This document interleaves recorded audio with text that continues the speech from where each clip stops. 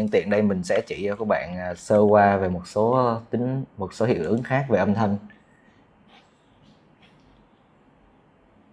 Với các bạn vô phần Effects, Audio Effects, một số hiệu ứng mình thường sử dụng là Denoiser để làm giảm noise của âm thanh, Multiband Compressor và Reverb. Thì các bạn tắt tiếng nhạc trước nha. Của Đà Lạt thì như các bạn cũng đã biết rồi, Đà Lạt là một thành phố thuộc tỉnh Lâm Đồng nằm trên cao nguyên Lan Biên.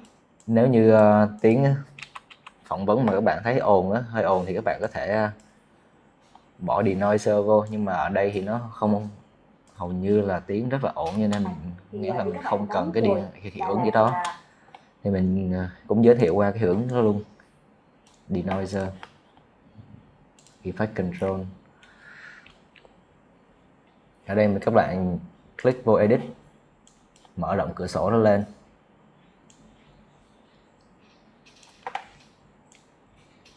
Thành phố Đà Lạt. Đây có hai cái option là Reduction Offset, thì các bạn có tùy chỉnh ở đây để sau đó playback lại âm thanh cho tới khi nào các bạn cảm thấy là nó bớt ồn nhất là được. Ok, ở đây thì tiếng nó ổn rồi cho nên mình không có sử dụng. Multiband Compressor, bạn kéo thả bỏ vào. Hiệu ứng này mình thường dùng để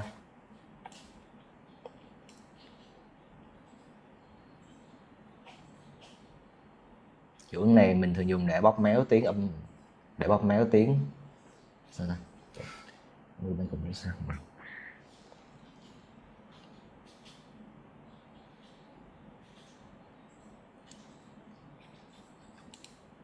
Ok, trong hiệu cái Multiband Compressor thì trong khi các bạn mở cửa sổ lên thì nó có sẵn nhiều cái preset như để mình thường sử dụng. Ví dụ như chị này là Của Đà Lạt thì như các bạn cũng đã biết rồi, Đà Lạt là một thành phố. thì mình chọn preset Broadcast. Thì ở trong cửa sổ Multiband Compressor thì mình có rất nhiều chức năng để Thành phố Đà Lạt, làm biến dạng âm thanh. thành phố Đà Lạt thì các bạn có thể trải nghiệm qua tất cả các thông số này để cho ra một âm thanh ưng ý nhất. đã từng tới thành phố Đà Lạt thì như các bạn cũng đã biết rồi, Đà Lạt là thành phố Đà Lạt thì như các bạn cũng đã biết rồi, Đà Lạt là một Đà Lạt thì như các bạn cũng đã biết.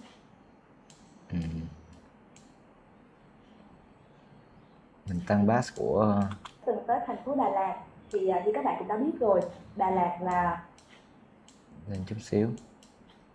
Thì như các bạn cũng đã biết rồi, Đà Lạt là một thành phố thuộc tỉnh Lâm Đồng nằm trên thành phố Đà Lạt thì như các bạn cũng đã biết rồi, Đà Lạt là một thành phố thuộc tỉnh Lâm Đồng. Mình đã từng tới thành phố Đà Lạt thì như các bạn cũng đã biết rồi, Đà Lạt là một thành phố thuộc tỉnh Lâm Đồng nằm trên cao nguyên.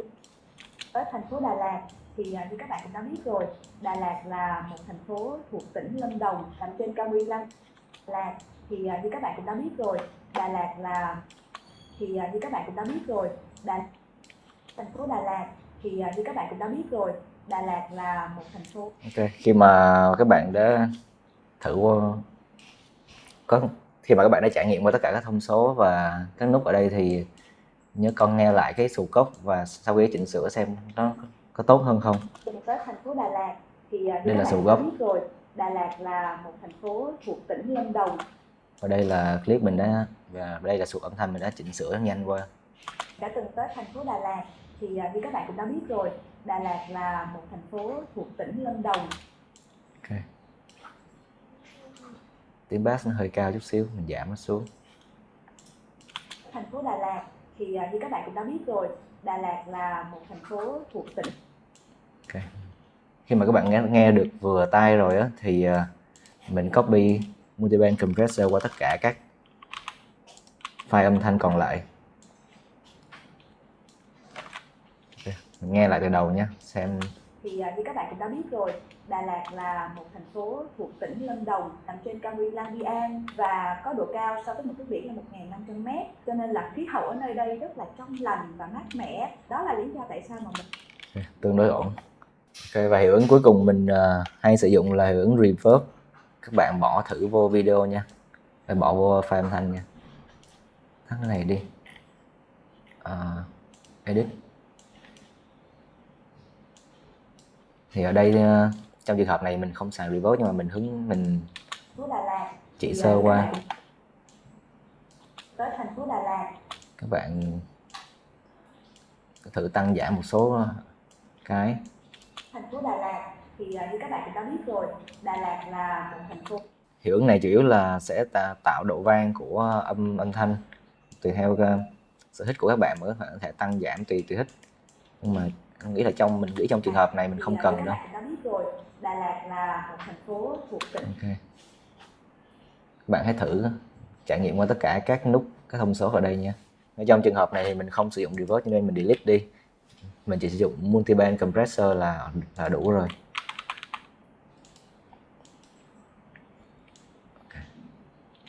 Ok, mình play, mình coi lại video từ đầu đến cuối nha, xem còn cần gì chỉnh sửa nữa không, và nếu mà không còn mình sẽ xuất bản video.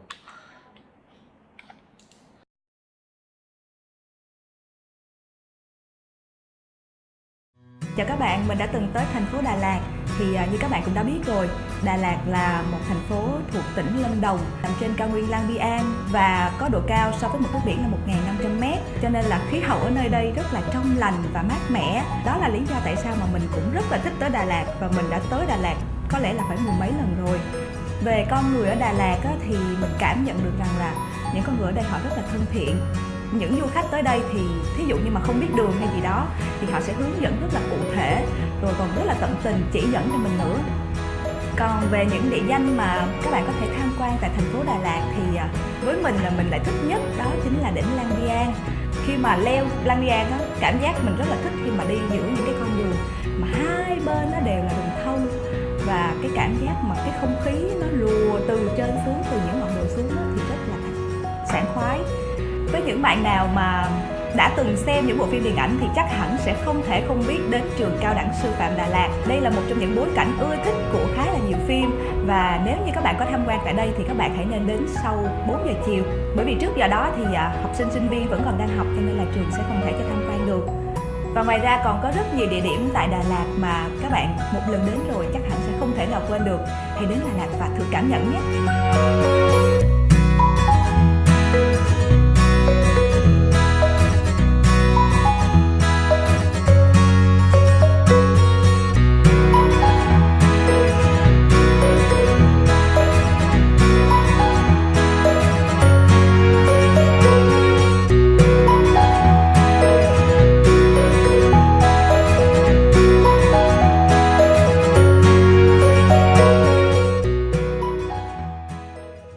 Sau bài này thì các bạn đã có thể tự mình chỉnh sửa được một đoạn phóng sự nhỏ và chỉnh sửa âm thanh căn bản. Bài kế tiếp mình sẽ tổng hợp lại những phím tắt mình đã sử dụng trong suốt khóa học này và đưa ra một số các mẹo vặt cho các bạn để các bạn có thể edit dễ dàng hơn. Chúc các bạn thành công.